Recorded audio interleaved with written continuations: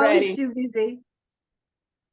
Hi, Mhm. everyone. It's Andra and Karen from Kitchen Sats, and we are here today to talk to you about addiction. So, we're going to approach addiction from a different point of view than a lot of people might. We're going to talk about the family and bringing them hope and what it looks like for them that they have someone in their life that's struggling with addiction. We want to change the perspective of addiction and how people look at drinking or drugs, and that addiction is not just drugs or alcohol. So, Karen, how do you feel about that?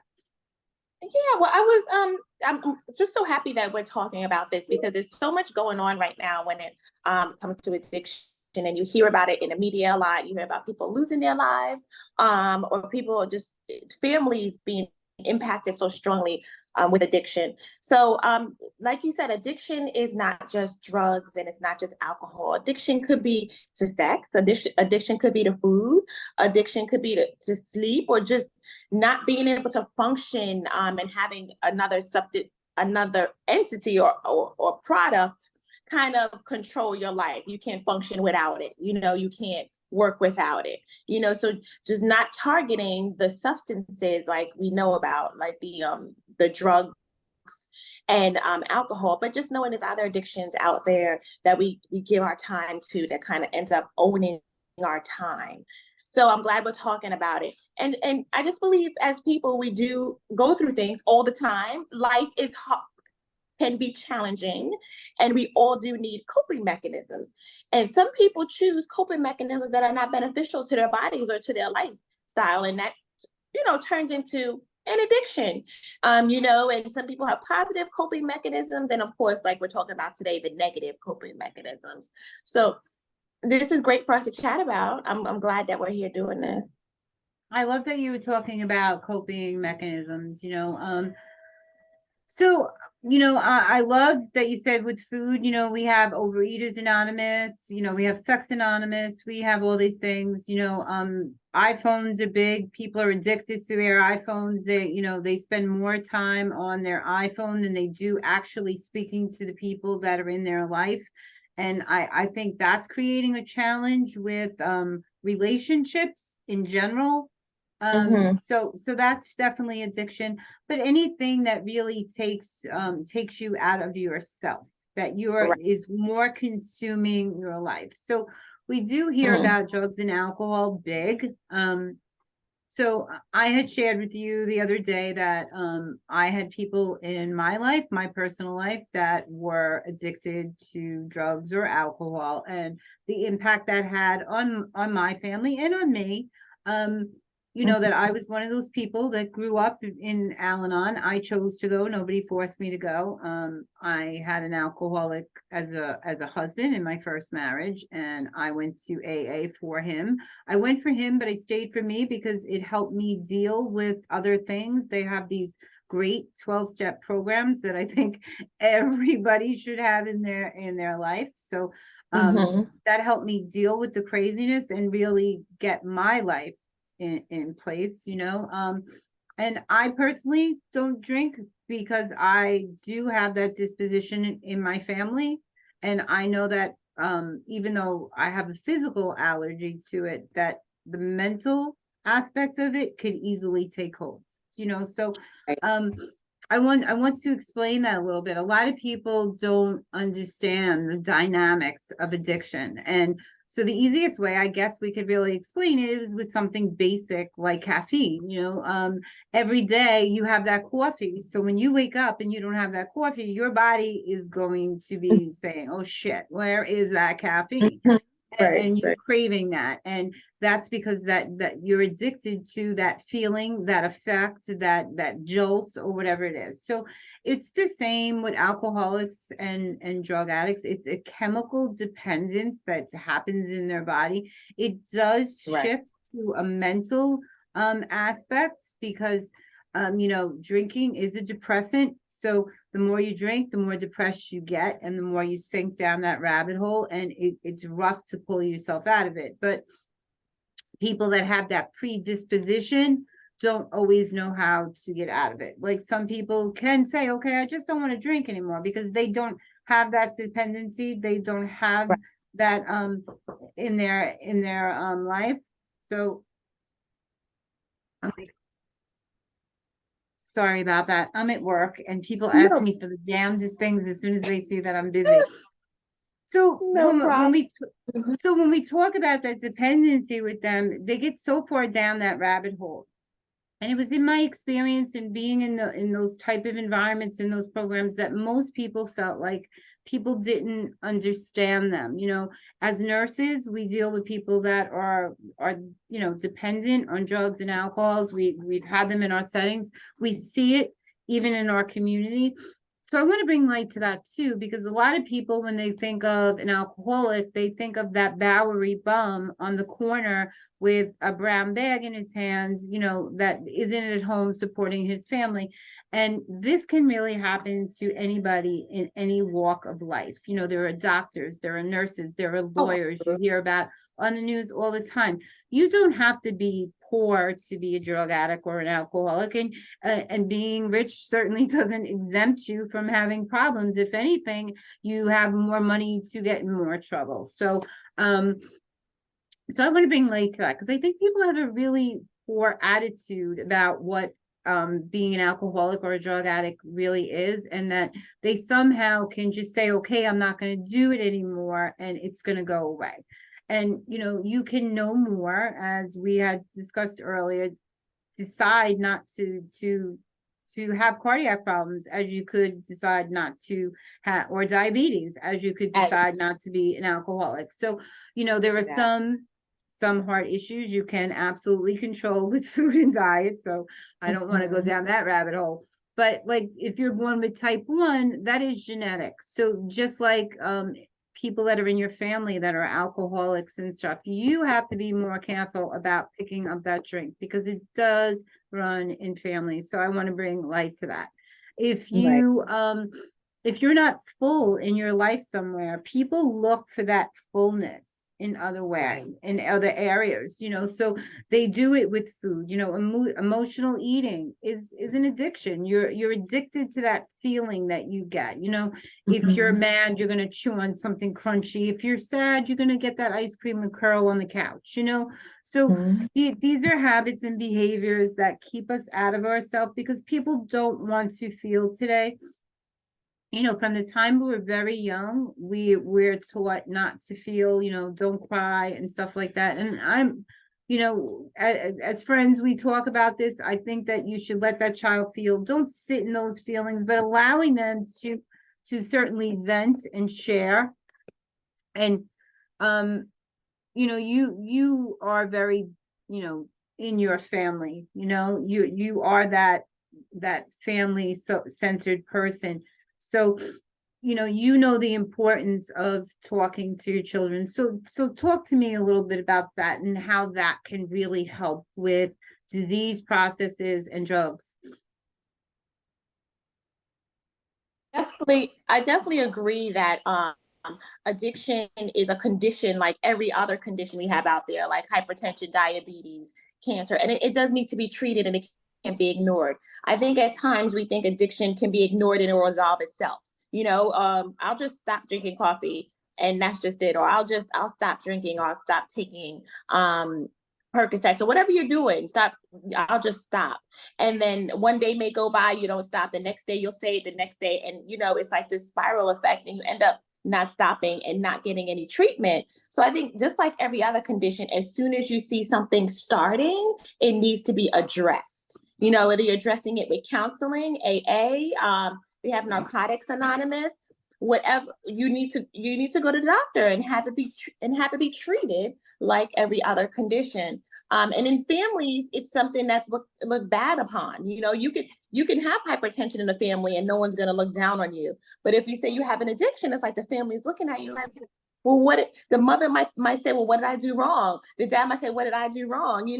And it's like we said, it's a condition that needs to be treated, period. And it shouldn't be frowned upon. It should just be something that we're gonna manage this. We're gonna manage it. We're gonna help you to get better. Anyone with addiction, they do need support. So support is definitely. So I promote family support, and you can have physician medical support as well, a social worker, anyone in the community that does have a specialty in addiction training or addiction counseling, that you really reach out to all those different disciplines to help you get over it. Just like you would with hypertension, you'll have a cardiologist, you'll have a specialist, you have a primary doctor, and then you have your family supporting you with different foods and exercise at home. The same thing with addiction. You have your family loving you, supporting you. You have your doctor, your primary doctor monitoring you. You'll have your addiction specialist.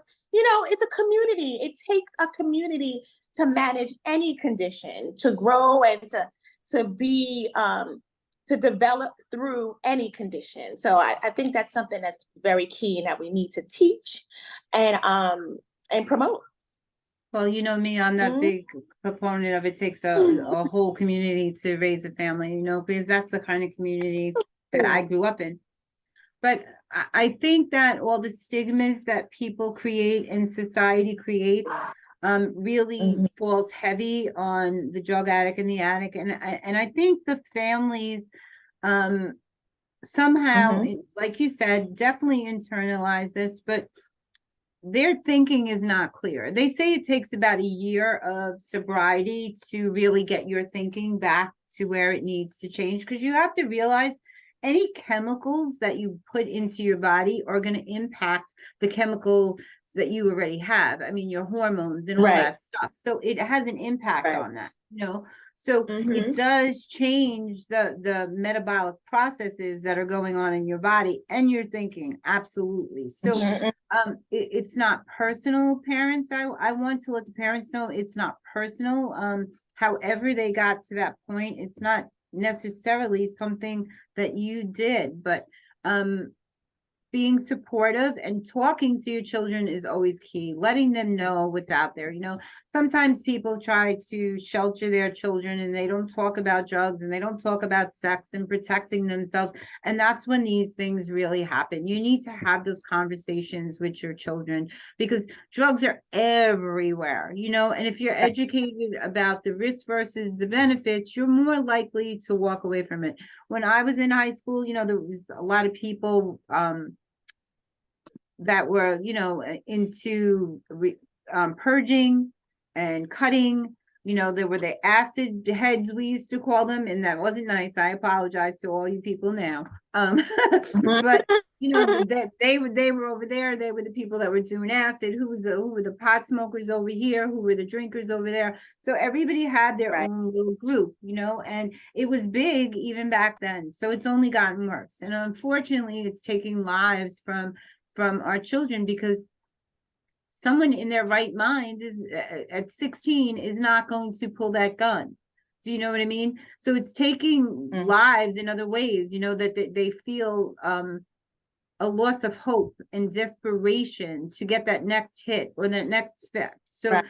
they're robbing stores and killing people, and you know this is part of their addiction. And when they do sober up, it's going to be a horrible reality. But we do have to support them and get them that help, you know, because there for the Right. grace of God to go I. So what I've learned in all my experience with AA and Al-Anon is that we're taught to live in a 24-hour day, that just for today, 24 hours, you know, you keep it simple, stupid, they tell you, you know, that you just, you know, that instead of overwhelming yourself, you just for today, you don't pick up that drink, because alcoholics can't stop at one drink, you know.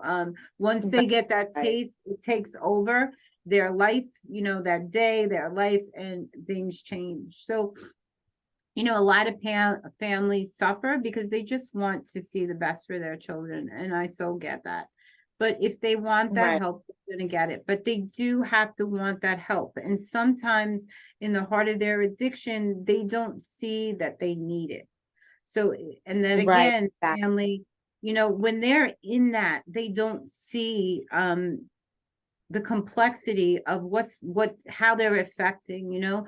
Um, people don't necessarily see when your brain and your body are involved in that addiction, you can't see the complexity of what you're creating outside of yourself and who Mhm, you're hurting, mhm. it's probably not going to be until a year or so later, because I know a lot of families with people that I talk to are angry, like, I supported them and they never even apologized for what they did, and they're waiting for that apology, so it might not happen right away, so Mhm. it doesn't mean that they're not sorry, but they have to get to a place where they like themselves and respect themselves. And if you want esteem, you have to start doing esteemable things. So it's Right. gradual. Nobody recovers overnight. Even overeaters, you see these people that are addicted to diets. They just keep staying on these diets and they keep thinking this one's better. They get that shiny object syndrome and they try this and they try this and they try this and they're just getting sicker and sicker, because Right. none of those things are really the answer. They're actually what's making them sick. So, you Mhm. know, um, but I think that when you're seeing on the news that everybody should carry a Narcan. You can help somebody save a life. That there's a problem, and we had talked about this the other day. And you were saying, that it was always around when you were growing up, It, and it was. and you shared a story of a colleague that went out and got help. So you want to share a little bit more about that with Yeah. our audience? Yeah, I had two situations. When I was younger, I was in high school, and one of my good friends just asked me to go on a ride with her to the city, to Manhattan. And I'm like, all right, no problem. We want to ride. And she took me on a ride all the way to get her crack. And definitely used it in front of me. Like it was the norm, and I had no idea that's what she was doing. She was functioning well, and I'm just like, wow.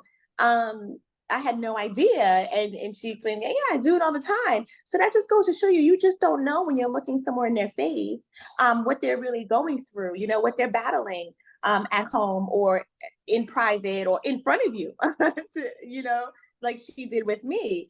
So she ended up going to counseling and going into treatment right in high school, and she came out and she rehabilitated, and she's doing well now. I believe she's a teacher.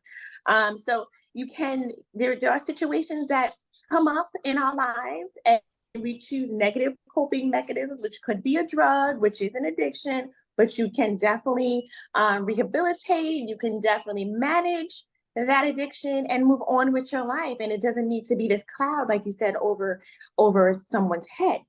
And I also had a colleague post nursing school. We graduated from nursing school together and ended up working in the same hospital. And come to find out that she was taking the narcotics from the med room. No idea. She came to work 3 nights a week, like all of us, worked a 12-hour shift, functioned fine. We laughed, we chatted, we talked. No part of her appearance would tell any of us that she was struggling with that addiction until the count was off, right? And they had to do an investigation and they started looking at cameras. And she didn't lose her job. She did take some time off to go into recovery, to go into a treatment, and then post treatment, she came back to work.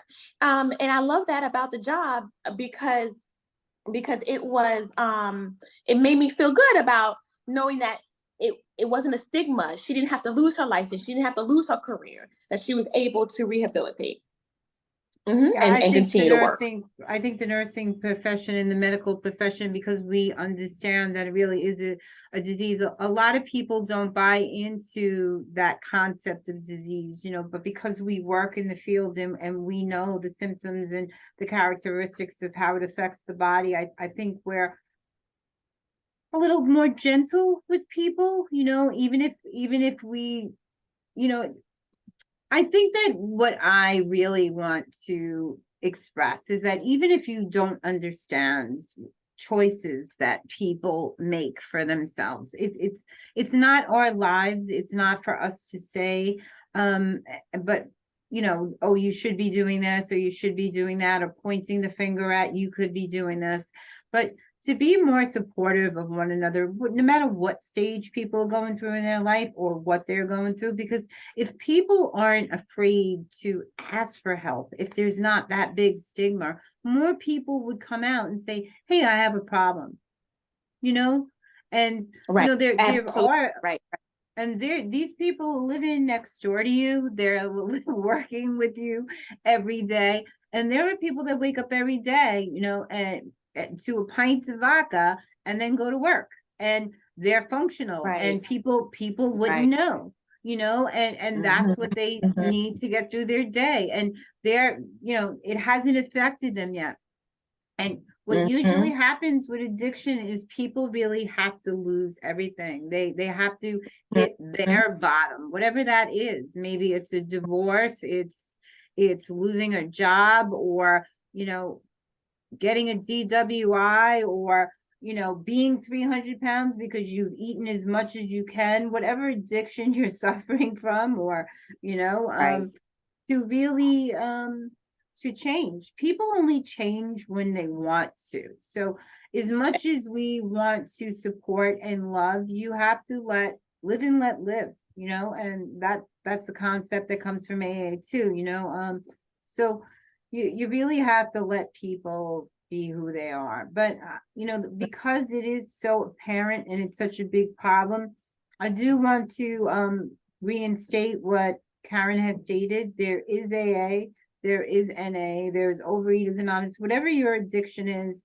there's a place for you to go and get help. You can call Intergroup.